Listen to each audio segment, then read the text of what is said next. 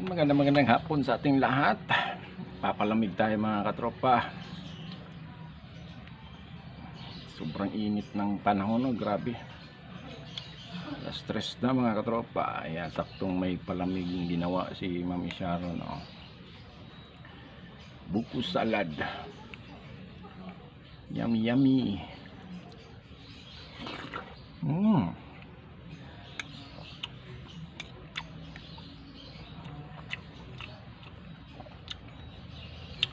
Wala pa akong na-upload na reels na yung na-upload ko kasi si Madis yung nakikita eh.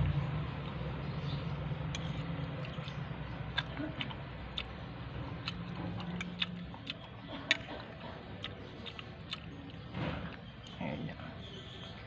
Harap mga katropa. Bihira ang tayo makakain ito.